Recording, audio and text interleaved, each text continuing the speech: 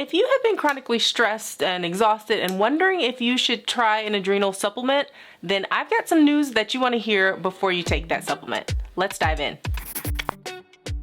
Welcome to my channel. My name is Dr. Jessica. I'm a naturopathic doctor, an acupuncturist, and a health coach, and I help busy people overcome stress, anxiety, fatigue, other symptoms of burnout naturally. So if you're wondering if you need to try that supplement, let's first take a step back and talk about adrenal fatigue. Now, I have a video all about adrenal fatigue. I'll link it up here. However, that term is a little bit of a misnomer.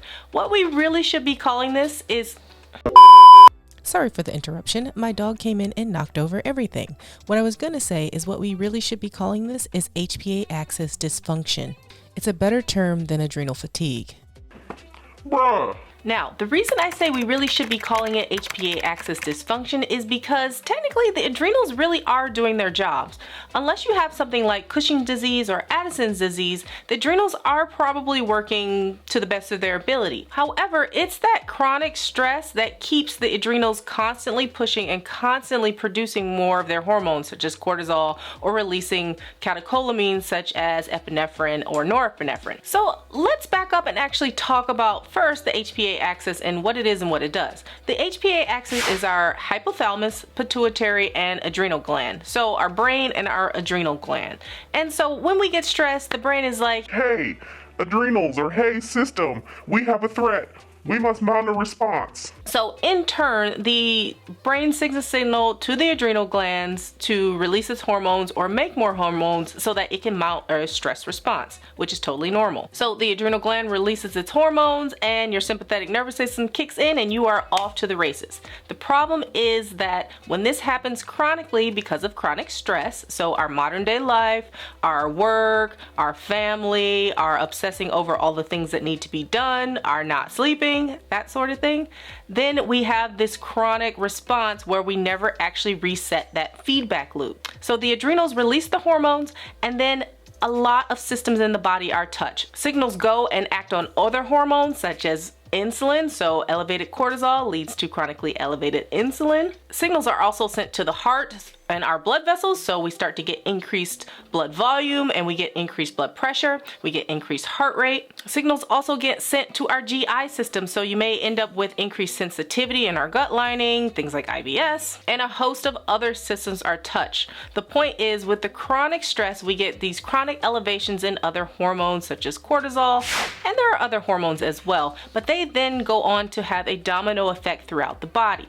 Now, the question is, should you use something like an adaptogen to go ahead and supplement the adrenals? And the answer is yes and no, because it's not that we're actually supporting the adrenal gland itself. The adrenal gland, for the most part, is doing what it's being told to do. What we actually need to do is to interrupt that feedback loop from the adrenals and all the other hormones that have been mounted back up into the brain so that the brain can stop telling the body that there's a stressor happening. And this is actually where adaptogens really come into play, because they can actually not just act on the adrenal gland, but act even higher up in the system, so they can interrupt some of those feedback loops.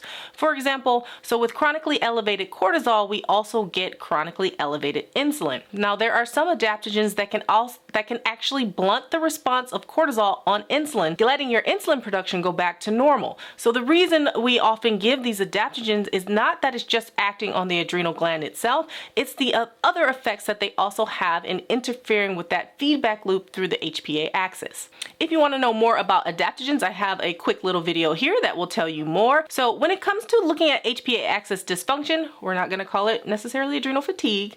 It is important to not just supplement the adrenal gland, but to know what mechanism you're acting on. And that is why it's really important to work with a functional medicine provider or someone who is familiar with these types of systems. This is exactly what I do when looking at your stress response when working with me through my program, The Better Health Blueprint. If you want more information about how that works and how you can work with me virtually, then click the link below in the description box and you can learn more. All right, I hope that this video was helpful. I hope that you learned something. Go ahead and give it a thumbs up. It helps other people find the channel.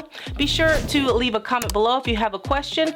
Subscribe and hit the notification bell so that you can know when I post a new video next week. Otherwise, I will see you in the next video.